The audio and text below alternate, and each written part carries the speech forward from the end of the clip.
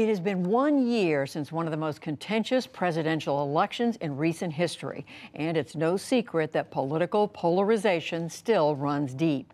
But a new project from the Pew Research Center paints a portrait of the American electorate that is more complicated than just left versus right. It reveals fractures and fissures existing not only between political parties, but also within them. Jocelyn Kiley is the Associate Director of Research at Pew, and she joins me now to explain what they found. Jocelyn, very good to have you with us. Let's talk about this survey. You interviewed over 10,000 people. You've divided Americans roughly into 9 distinct groups for this report. Let's start with what you're calling sort of the Republican coalition. What does this group have in common?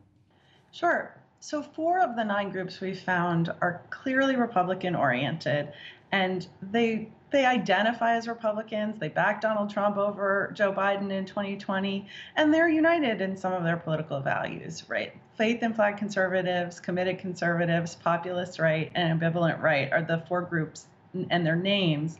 And first and foremost, they share a preference for smaller government, and they think that government too often does things that are better left to businesses and individuals. They're also generally united in their views of American foreign policy, at least when it comes to American military power. And one of the other things that they're united by is that they generally reject the contention that white people in America benefit from advantages in society that Black people don't have. And so those are what they have in common. You also, though, saw differences among them. Talk about that. Sure. There are quite a lot of cleavages within the Republican coalition. And one of the most interesting is actually that we identify a group that we call the populist right. They are really quite strong Republicans. They are strong Trump supporters. They're deeply conservative on any number of things, but they have a critique of the economic system. They have negative views of businesses and corporations. And in many ways, in that respect, they look a lot more like Democrats than they look like other members of the Republican coalition.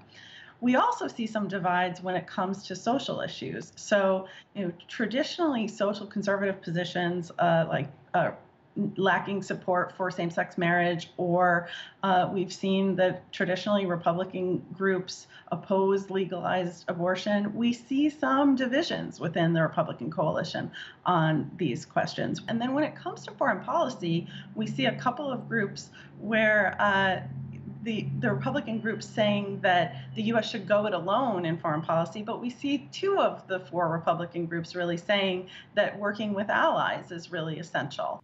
So those are the Republican groups. Let's talk quickly about the 4 Democratic groups that you lumped together and what they have in common. Sure. Like the Republican groups, they're generally united in their views about government. So there's a general support for saying that government should do more to solve people's problems. That's something that unites Democrats and has historically done so. It's also true that when it comes to some issues like attitudes about race and gender, we see that the Democratic groups are more likely to say that women continue to face obstacles in society that men don't face. And it carries over into attitudes about race as well, saying that there's a lot more that the country needs to be done, needs to do in order to confront and get to the goal of racial equality.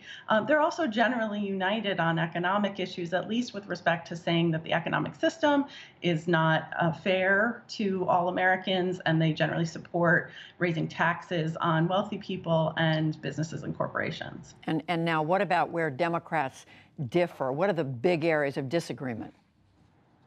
Yeah, there are a few there as well. I think one of the really interesting ones, and we've seen this in the debate around police funding, is that actually several of our Democratic groups are more likely to say that police funding should be increased than decreased. So a group we call the Democratic Mainstays takes this position, as does a group that we call the Establishment Liberals. But 2 other groups, the Progressive Left group and an Outsider Left group, are more likely to say that police funding should be decreased than increased. So that's a key division.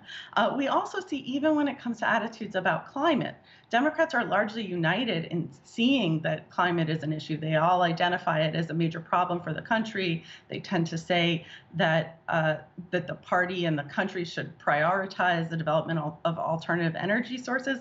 But it's really only our progressive left group that says the country really needs to completely rid itself of fossil fuels. And that's a distinction that I think is important to understand differences within Democrats. And then there's this one group that doesn't fit into either party. Right, that's a group we call the stressed sideliners. They're about 15% of the public, and they're evenly divided in their politics between identifying or leaning towards Republicans and identifying and leaning towards Democrats. But what makes them stand out is that they're not particularly engaged in politics. They're the least likely group to have voted in 2020. They say they don't follow politics terribly closely. So you do have this middle, but they're not really a politically active middle, and that's an interesting aspect of our politics today. And it's not all that different than in the past. And would you say there are big messages from this for each one of the political parties? You know, I think it gives Americans, not just the parties, but Americans, a snapshot into the kind of internal politics that the two parties are dealing with, right? That the two party coalitions are actually quite big tents, and they have to manage these different constituencies, and sometimes that they're in conflict. So I think on the left, for instance, you know, we saw a little bit of this last week over the course of the last couple of weeks in Congress, for sure.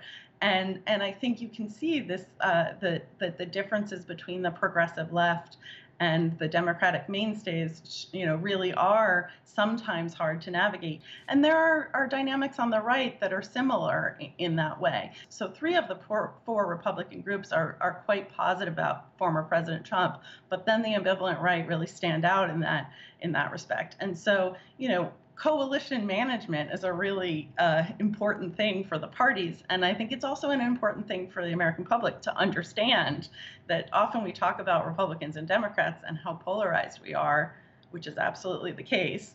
But it's also true that there are a lot of these internal divisions as well. It's fascinating. There's a lot to dig in here.